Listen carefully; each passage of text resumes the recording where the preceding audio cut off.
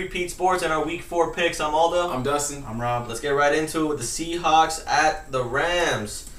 Dustin, we'll start with you. All right. I'm going to go with the Seattle Seahawks. They've been playing really good this year. They haven't won yet on the road, which should be noted. They've both of their wins have came at home. One of them was controversial. That's a whole other topic. But they've been playing great football on both sides of the ball. Russell Wilson has came out and looked like he's been in the league for some time, even though he's a rookie.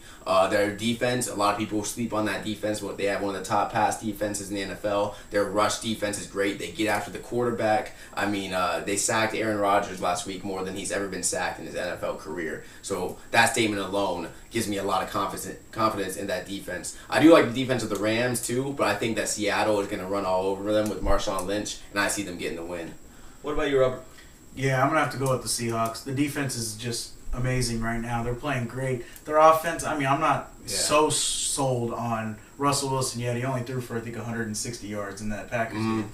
But the defense is what won them that game by keeping the high-flying Packers offense to a halt. Yeah. Basically is what they did. They sacked the main guy on the offense. They stopped him from making those long throws. They did all of what they needed to do on defense. I think that's what they're going to do to Sam Bradford. Sam Bradford's not Aaron Rodgers. He's not that level. He won't handle the pressure. And they don't have the receivers that are as talented. So to me, I think this is a good win for the Seahawks to move on. Yeah, definitely. I think this win is going to solidify their place in the NFC West. The Rams are not even close to the caliber of the Green Bay Packers, and the Seahawks were able to stop them. Yeah. I mean, even with that controversial win, you have to have some sort of skill to keep up with the Green Bay Packers, and they showed that. And against the Rams, who are a much, much weaker team, Seahawks are taking this one, I think. Yeah.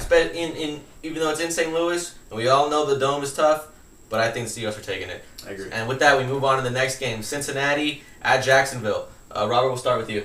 I take Cincinnati on this one.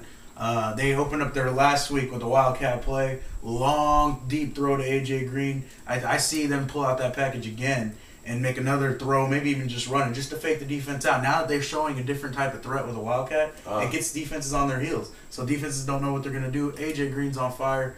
Andy Dalton's on fire right now. So, I mean, their offense is doing good. Their defense will stop Jacksonville. Yeah. Jacksonville's not very tough, except Maurice Jones-Drew did break out last week, which was pretty good because he's finally out of that little shell. He's coming back after that holdout. He's finally maybe can bring back what he had last year. So, but I still think the Bengals are going to win.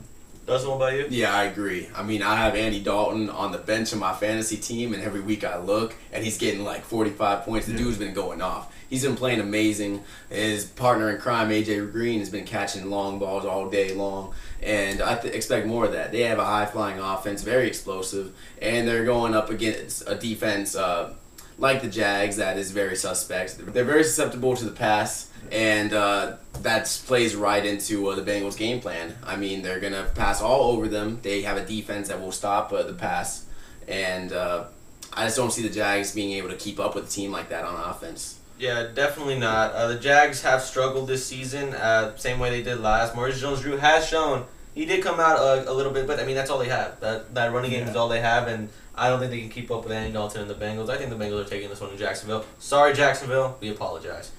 But that's it for this little section of our picks. Football to subscribe. These helmets to watch your previous episodes. I'm Aldo. I'm Dustin. And I'm Rob. And we'll see you.